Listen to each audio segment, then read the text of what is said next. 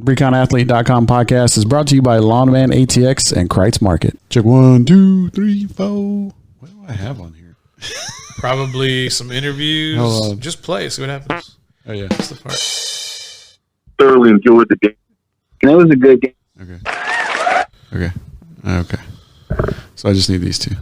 And the fart.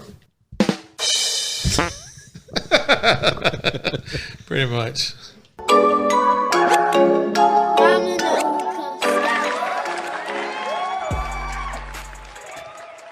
ReconAthlete.com podcast episode number 21. We're legal now. We can order a beer. It seems so, yeah. All right. Yeah. Shout out to Zach Lucetto. He's not here tonight. He's feeling a little under the weather. They sent him home from work, he said. So I think we're going to try to get some Vaseline on his feet, you were saying, Paul, and a little bit on his mustache. Yeah, I was telling Zach to put a little bit, and this is just because from what I use, because we got some facial hair. Not everybody does, but for the guys that do, put a little bit on your mustache, put a little bit around your nose, put some on vapor rub, put some on your chest. What my dad taught me, Papa Romeo, shout out to Papa Romeo, he taught me to put it on my feet and then put socks on before you go to bed at night to I guess help expel any toxins from your feet. I guess, our feet are pretty important. I didn't really know that part, but sure enough, like if you got a cough, put some vapor rub, put some socks on next morning, cough's gone. So that's just a little home remedies, little brujeria, something going on to take care of your congestion. Yeah, I know. We got to get the egg going. We got to, do the whole thing. Put the egg underneath the mattress. No disrespect, but I think all of that stuff is hilarious. Hey, I think it's funny. You never know, bro. It might work. It never worked. It never worked for me. Maybe that's why. All right, the ReconAthlete.com podcast, episode 21. Shout out to Snoop Daniel as well. He might be in the room. I don't know. Yeah, maybe he'll come out. It's like a Groundhog Day. All right, we wanted to get into some college football stuff, high school, and then maybe some NFL when we're done. And some pretty big news that I thought was kind of like it didn't really get as much hype or as much coverage as I thought it would get during the week, because Paul, you put it out on our messenger and was like, man, this is a pretty big deal. Yeah, I think it's just so polarizing right now, and I think it's so new. Nobody really knows what to do with it. And if nobody knows what we're talking about the NCAA's ruling on allowing players to make money off of their names and likeness. This is something that's been introduced all over the United States, and it has bipartisan support from many ex-players who are now congressmen. I know Anthony Gonzalez, who was a wide receiver, played at Ohio State and then played with Peyton Manning in Indianapolis. He's a Ohio U.S. congressman. It's been having support. It got passed by the governor in California for SB 206. And I think that the NCAA knew they really needed to get ahead of this topic because of the potential ramifications it could have for student athletes, and especially recruiting, the huge advantage that schools in California would have over the rest of the United States. And to kind of leverage their power, the NCAA at the time, and this was about a month and a half ago, was saying, look, California, if you're going to go ahead and pass this law, then we're not going to allow you to play in any NCAA championships, which is going to really restrict their financial, advantage that they could potentially make to a lot of money off of this. And that's why everybody wants to go to bowl games, because of the money that's involved, especially for the schools. And, depending on where you are on this topic, I'm with the players on this topic. I know a lot of people feel differently about that, and that's fine. You have your right to your opinion, but I just don't feel in a multi-billion-dollar industry where you're using athletes in a amateur fashion to make so much money off of these players for decades, almost a century. And, right now the NCAA is celebrating their 150-year anniversary, so a century and a half where they've been making money off these student athletes. And the student athletes have been saying, hey, can we sign some autographs and make a little money? And there's been so much controversy in the past where students lose their complete eligibility to play collegiate athletics. The biggest thing I see going forward is the states didn't want this to go to the federal government didn't want this to go to a state level. And so they said, I'm sure they put pressure on the NCAA to say, look, you need to make the right move on this, because if we have to get involved, it's going to get messy and you're going to get left out, which probably means y'all aren't going to be able to make as much money as y'all have been making, because we're going to make the schools pay the student athletes. And that's what I want everybody to understand. This isn't saying the school has to cut a check to the student athlete. What it's saying is that XYZ student can go out and say, hey, I'm at a D3 school and Paul Rodriguez is a really popular name in the community, and ABC Motors wants to say, hey, Paul, we want to give you $3,000. Can you do a commercial for us? The student would have the ability to make and accept that money, make that commercial, and it would be totally legal within the aspect of the NCAA bylaws. So I want everybody to get that clear. The schools are not paying students. And I think the reason you have to do it that way is to be in compliance with Title IX. What the student athlete males do, the student athlete females can do. And that's why I say, how would you cut a check based on sport? Well, who brings in the most money for sport? The football guys bring in the most money. So by them saying this, they are allowing student athletes to make money off of their name and likeness, is to me a compliant way to go ahead and meet the requirements for federal law with Title IX, and allowing the student athletes to make some money off of who they are and the popularity that they bring to that university. Yeah, and that's fine with me. I mean, and the only thing that I can see, we don't know what can happen, with all this whole thing. This whole thing's going to be new. It's not going to happen until 2023? Well, what I'm looking at right now is there's still going to have to be some decisions to be made when this gets implemented. California put a deadline for 2023. I'm thinking 2024, 2025, and it's probably going to be after the next administration for the presidency. So whoever gets elected, I think it's going to be after that. So, I mean, there's a few things that, could go wrong, might go wrong. Yes. But we just don't know that yet. I mean, there's always going to be those people that are going to find the loopholes. They're going to find ways to get around things. And that's fine. I mean, that's what happens now. I mean, we see federal investigations into recruiting into schools now. So if that's happening with the coaches and the programs now, I mean, at least let the players make some money off of their own likenesses, their own autographs, their jerseys. I mean, for as much as they sacrifice and give up. And here's an example. I was telling one of my coworkers at work today this situation, and I just basically gave the general description of what happened, what was in my previous monologue. And the second part was, I was like, look, okay, if you don't agree with it, let me put it directly on you. She happens to have a son who's a high school football player right now. And I said, hey, look, what if your son got an opportunity to go to college in another state, and he moved away and things got maybe a little difficult at home, and he had an opportunity to make money because of his athletic ability and his popularity. At this time right now, he can't do that, because if he did, he would lose his eligibility at school. Mm-hmm. But in the future, what the NCAA is saying is like, yes, you can go make that commercial and accept money from that ABC company.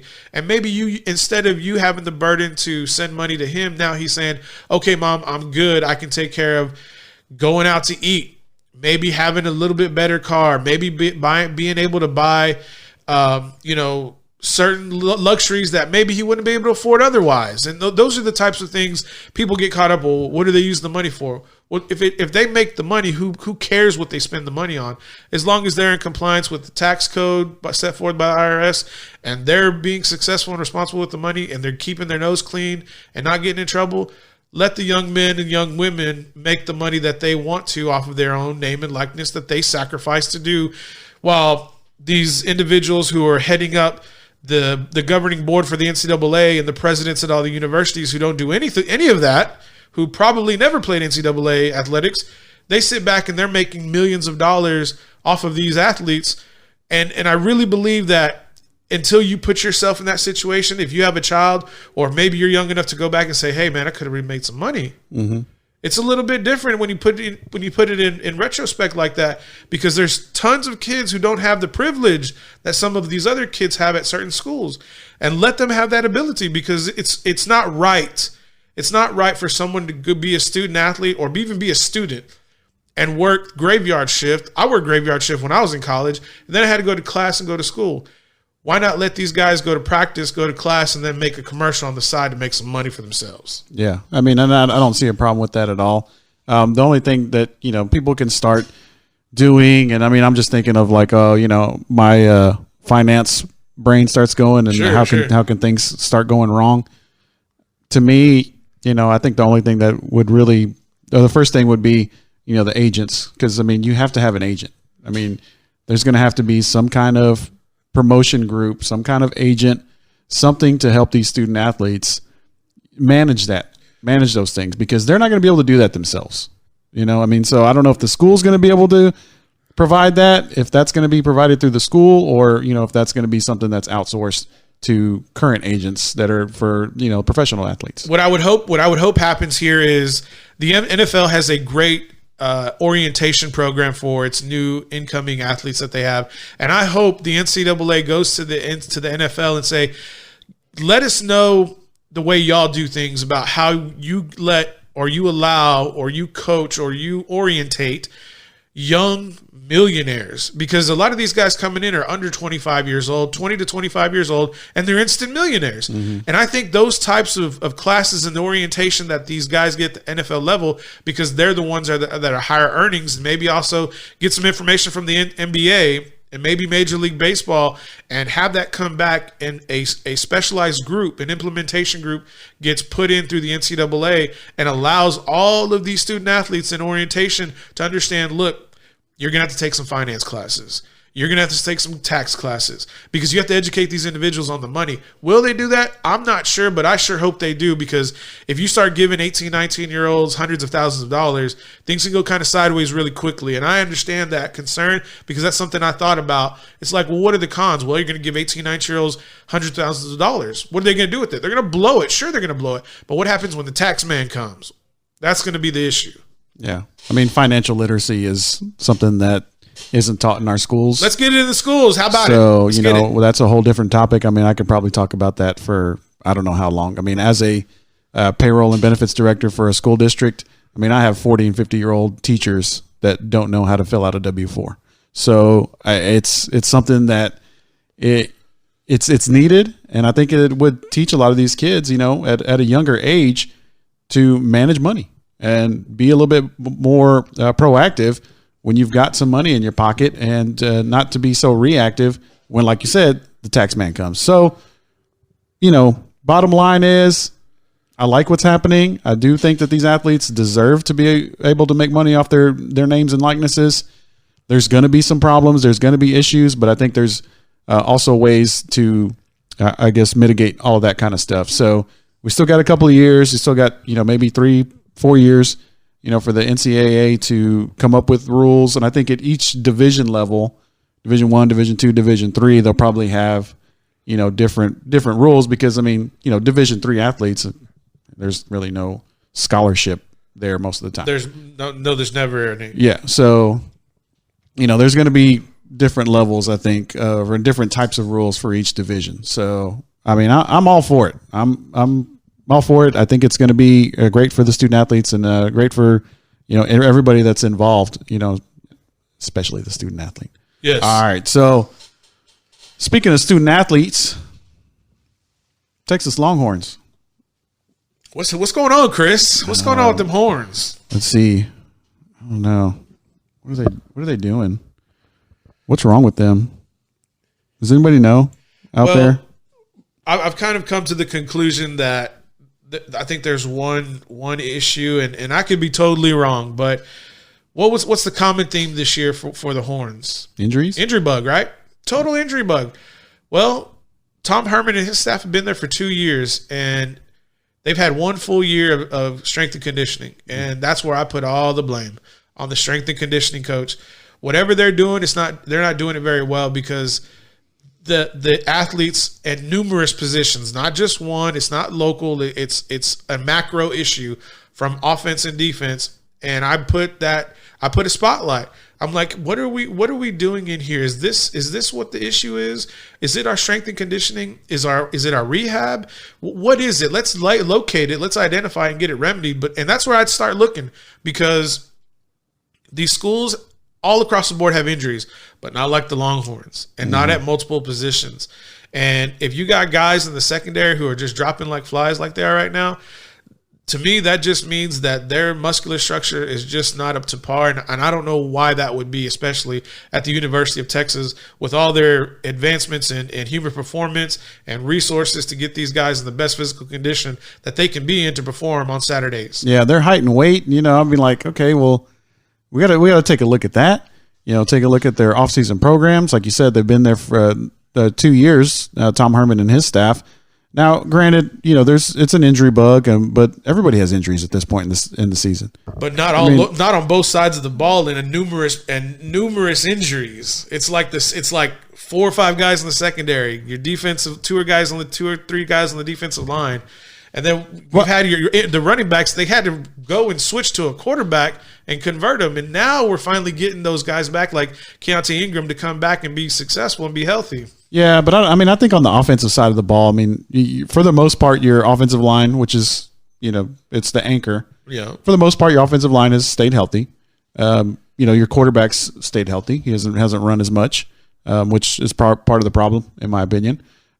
Your wide receivers, you've had Colin Johnson out, but you had guys step in, and we're able to still run this offense efficiently. You're still scoring points. You still moving the ball. I just think it's maybe a little bit. Go ahead. When you lose so many defenders, you can't stop anybody, and that's their issue right now. Well, they haven't really been a great defense in the past couple of years under Tom Herman with Todd Orlando. They just haven't been. They win games by scoring a lot of points. And that's what they did against Kansas. So the game against TCU, they needed to score a lot of points, and they didn't. So I know you can't put this on the offense for not scoring enough points because your defense needs to stop TCU, but we kind of know what to expect from the defense, right? We know as fans, I know that this Longhorn defense, because it has so many injuries, is going to give up points. So I need to if I'm a coach, I need to get my offense ready to score 40, 50 points because that's how I'm going to win this football game. I can't rely on my injury-riddled defense. I can only rely on them for maybe 2 or 3 stops. And if they can get 2 or 3 stops, then I need my offense to score a lot of points. So I need to do something offensively to get that ball into the end zone. So basically, to me, this last loss was a coaching. We saw what Gary Patterson's defense did. It was all coaching. TCU was able to stop the Longhorns. Longhorns weren't able to stop TCU. Now, this is going to happen this weekend against Kansas State. Kansas State coming off a huge win over OU, 48-41. Now, granted, it was in Manhattan. This game is going to be here in Austin. But Kansas State probably can't wait. They cannot wait to come into Austin to play this Texas Longhorns team because, yes, Texas beat Kansas a couple of weeks ago, but it took a last-second field goal to beat Kansas. Right. They lost to TCU last week on the road. They're injury-riddled. I think that game against Oklahoma took a lot out of them. We talked about how the score was pretty close. Right. But Oklahoma just, they dominated that game. And they put a hurting on the Texas Longhorns. So I think this last 2 weeks has been a product of what happened in Dallas a few weeks ago. Now, Kansas State, they're going to come in wanting to just put it on the Longhorns. Everybody comes into Austin wanting to win here. Yeah. So Texas is going to have to, man up, bow your neck, whatever you want to call it. You have to be ready to play this football game this weekend. There are no excuses. You have every year a top 10 recruiting class. Sure, you got injuries. Everybody has injuries. I know. I didn't realize, you're on your third string, whatever.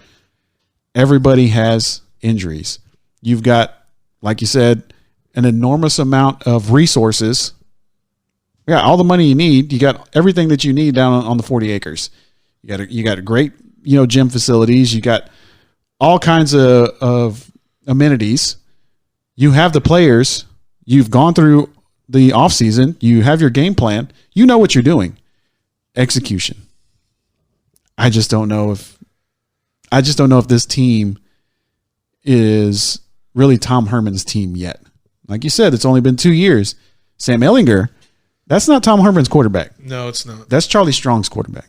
Now, Tom came in. He didn't really have a whole lot of time to recruit. So he said, okay, well, I'll take Sam.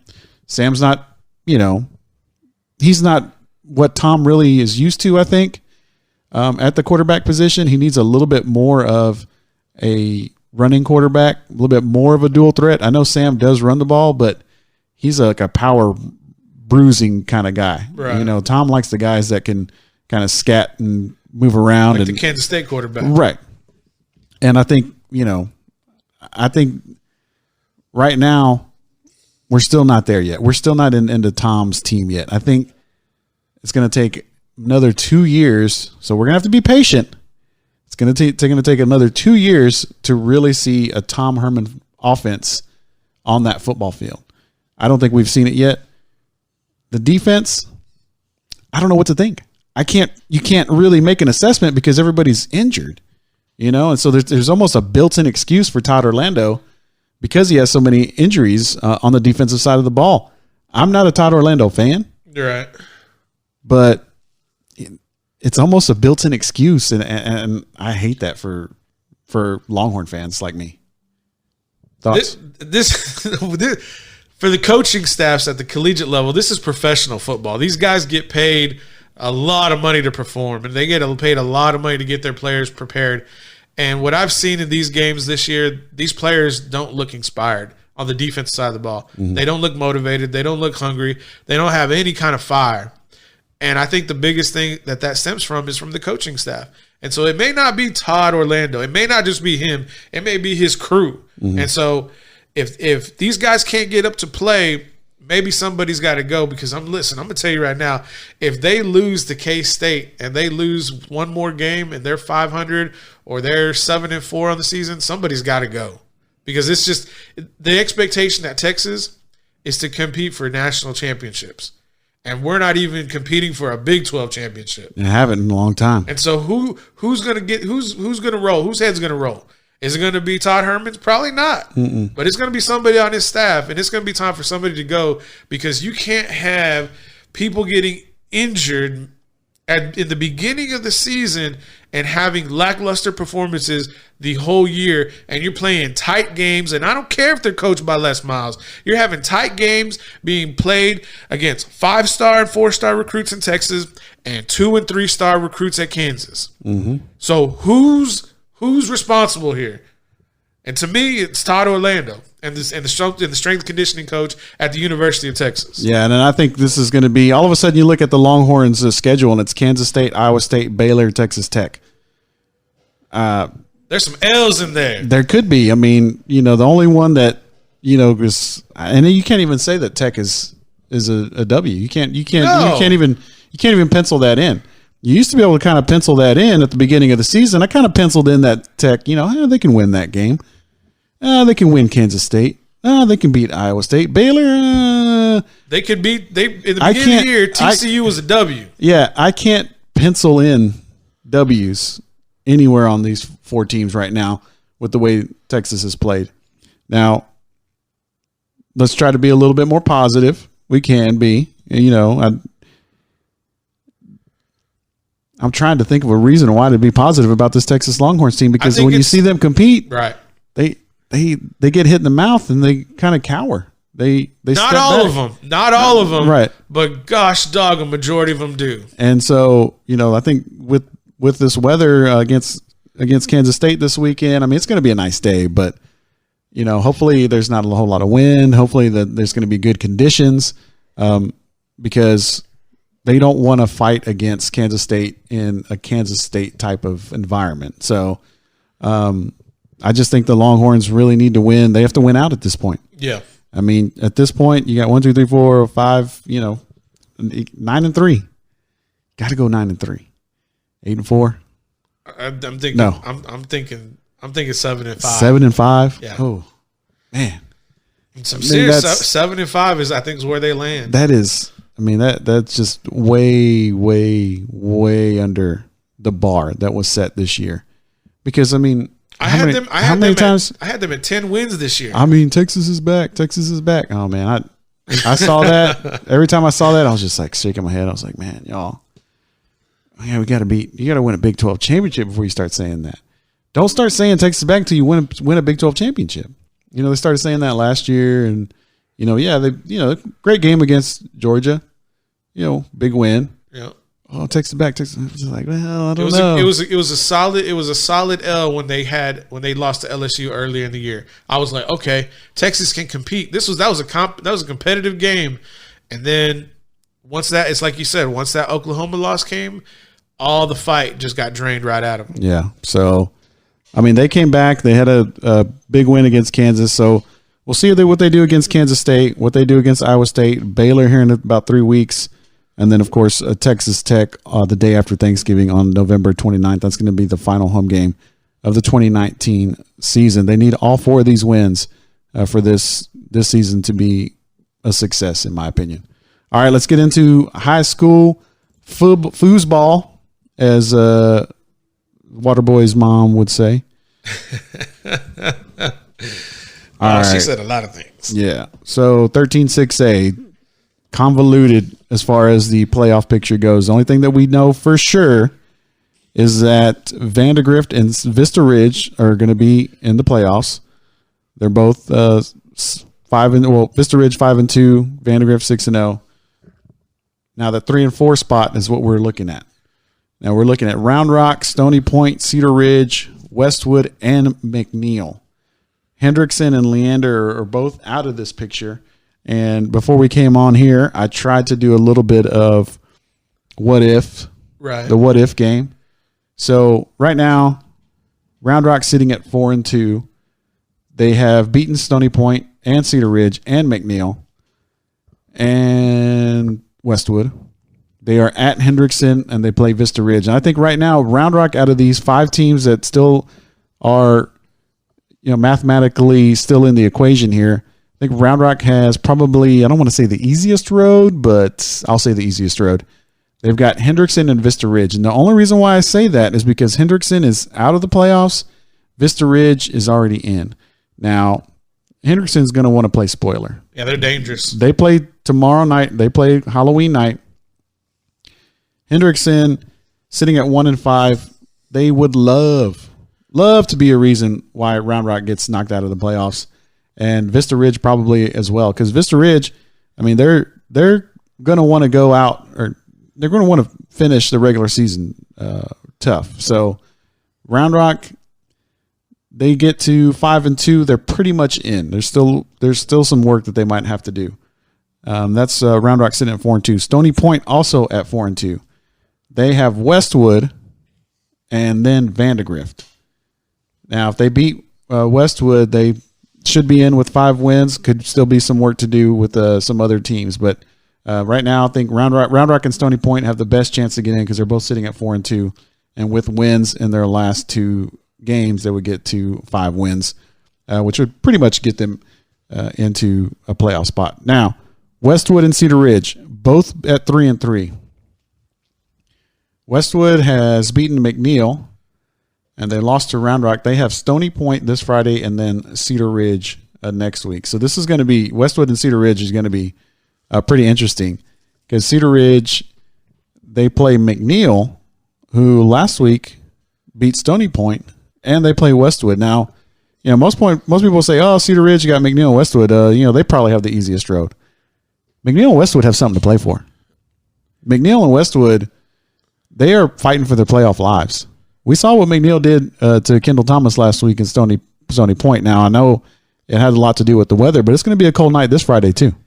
I don't know if it's going to be windy like it was last week, but the McNeil Mavericks has shown that late in the game here, late in the season, that they can wrap up.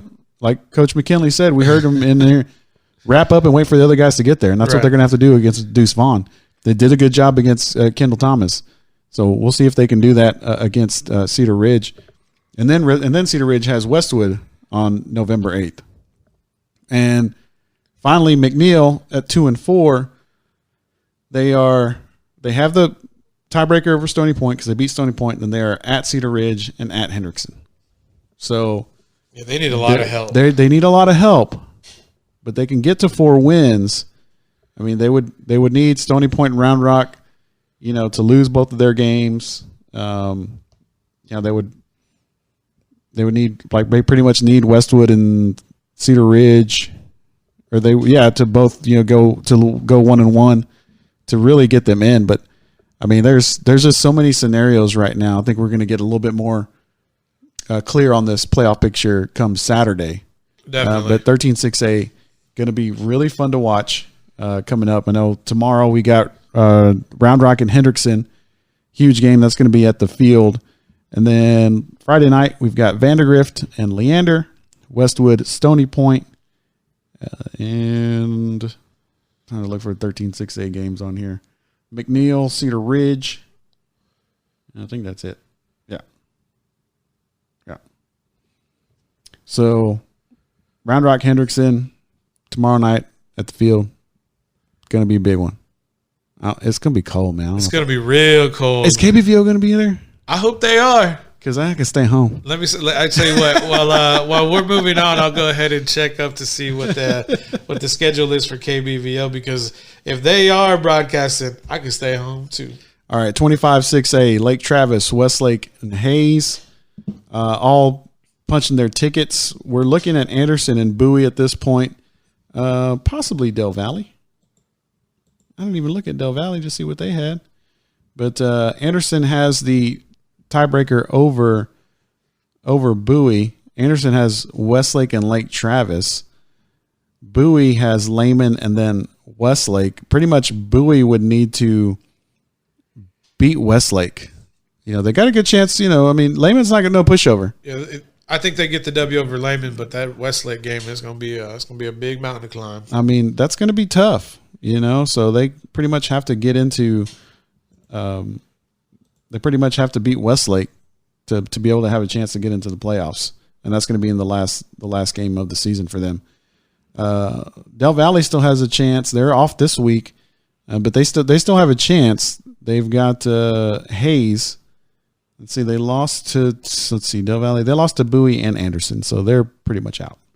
Yeah, they're out, but they do play Hayes in November 8th. So Anderson, Bowie. And it's like Anderson winning, you're in, but they have to play Westlake. Yeah, Lake Travis. Yeah, winning, you're in, Anderson. That's all you gotta do. All you gotta do is beat either Lake Travis or either Westlake or Lake Travis. Yeah, you get one of the two shots. So we'll see. All right, let me get back to the 20. Let me get back to the Taco Shack scoreboard. Shout out to Fanstand ATX. Shout out to Snoop Daniel. All right, 25-6A. Looking for the games on here. We got Anderson at Westlake, Hayes at Lake Travis, Bowie at Lehman, Aikens at Austin High. So shout out to 25-6A. All right, going on to 11-5A Division I. Cedar Park, Hutto, Manor, all in at this point. I don't think there's any way that they can get knocked out. Georgetown and Rouse are playing tomorrow night. Yes, they're playing Thursday night. That'd be a good game too. Confirmed KBVO broadcasting Round Rock versus Hendrickson. Oh, okay. 7 p.m. Just so you know. All right. Georgetown and Rouse playing tomorrow night. Rouse competing, and Georgetown wins, they're in. Yep. Georgetown wins tomorrow night against Rouse, and they're in. They lose, then it could get interesting in 11-5A Division I. And let me get back there. So 11-5A Division I, Georgetown plays Rouse. On Thursday night, we got Cedar Park and Pflugerville. Hutto at Manor. That'll be a pretty good one. Yeah, that's an interesting game right there. And that's gonna be it'll be a fun game, I think. Last week, we saw Manor kind of fall apart in the second half, and I think a lot of it had to do with the weather. Their kicking game. Yeah. So they still came back and scored 35 points. So they really offensively they did what they needed to do. 12-5A Division I, Dripping Springs, LBJ Seguin, all in. McCallum has Crockett and Travis, and they win both those games and they're in. 13-5A Division II, we got Weiss, Brenham, Glenn, Cedar Creek, and Eastview. Cedar Creek and Eastview play this weekend, and that can pretty much, it's almost a win that game and you're in. Right. for Cedar Creek and Eastview in 13-5A Division II. Elgin and Bastrop also. We got Glenn and Brenham, Weiss and Marble Falls in 13-5A Division II. And 14-5A Division II, we got Tivy, Champion, Lockhart. Shout out Kreitz Market. Castroville, Medina Valley, San Antonio, and Alamo Heights. Lockhart, Medina Valley, and Alamo Heights all sitting at 3-2. Alamo Heights beat Lockhart. Not sure what the Medina Valley thing is. Lockhart beat Medina Valley. This week, Lockhart's on the road to Kerrville. And, it's just Kerrville's number 10 in the state right now. Yeah. What do they have at the end of the season? At the end of the season, I think they play Memorial. So they could possibly get a W on that one, too. So it's going to shake out. It's not going to shake out to the end of the year. Yeah. And then, of course, our lovable Flatonia Bulldogs, 14-2A Division II. They're sitting at 3-0 in district. We fully expect them to get in the playoffs and make a deep run. For sure. They're on bye this week, still number 8 in the state. So I was talking to Chris Becker. I think they're going to go try to check out that Lake Travis Del Valley game this week. So we'll see how that fares. All right, that's what's up. All right, any NFL? NFL, I know Cowboys were off last week. Had that awesome Monday night game between the Steelers and the Dolphins. Man, I had to change it in the fourth quarter. Like I was just like, okay. I was watching early because, Miami went up 14-0, and I'm like, oh, okay. And I was like, Mason Rudolph's playing just like, not well at all. Like doo-doo, yeah. So I basically said, well, let's just check it out. Let's see how long it goes. And then, I was like, okay. Steelers stepped up, halftime, third quarter. They're up 27-14. I'm like, cool. I'm going to turn this off because I don't need to see anything else. Yeah. Thursday night, Halloween night, 49ers and Cardinals. Cardinals' whole backfield is pretty much injured. They have had to sign Alfred Morris, Zach Zenner, and then trade for Kenyon Drake. So 49ers, the best team in the NFC, sitting at 7-0. 49ers. I don't see a line here, but it's got to be pretty big. Let me go ahead and I'm pulling that up right now. This weekend, we'll get a little bit more into NFL. Texans and Jaguars, Redskins, Bills, Vikings, Chiefs, Jets, Dolphins, Bears, Eagles, Colts, Steelers, Titans, Panthers, Lions, Raiders, Bucks, Seahawks, Browns, and Broncos. We got Green Bay and Chargers, Patriots and Ravens on Sunday night. That should be a good one. Probably won't be, though. Cowboys and Giants, of course. Monday night next week, Cowboys going to MetLife Stadium in East Rutherford, New Jersey. Try to get another division win. Yeah. Just backtrack real quick. 49ers, 10-point favorite going into tomorrow night. Dallas, 7.5-point favorite. I don't know about that one. Yeah. I don't know. They're just so Jekyll and Hyde, the Cowboys are. That's true. I mean, they're healthy. They're coming off a bye. They added Martellus Bennett. Could have had Jamal Adams. Man, that would have been a big pickup. But weren't they asking for like way too much? Well, the way I understand it was Dallas had offered. They had a verbal agreement, a 1 for Jamal Adams, number 1 overall pick for going into 2020, and the Jets were like, "Cool, we'll send the paperwork." Never sent the paperwork. Jerry Jones was like, "Hey, what's going on with the deal?" "Oh, we want 2 1s." Jerry Jones was like, yeah, you have a nice day. So verbal agreement over the phone, no paperwork signed, deal doesn't happen. Wow. Yeah, man. You're pretty greedy late, and I think what they were thinking was, do we want to send probably our best defender to Dallas, where we know we're going to tank, but maybe we could use them, maybe we could do something later, and I don't know what they're thinking long term, but I mean, they could have got another number 1 You're going to get a number 1 pick from Dallas, and maybe they're saying, oh, well, Dallas's number 1 pick's probably going to be like in the mid-20s. We don't want to wait that late. I mean, maybe.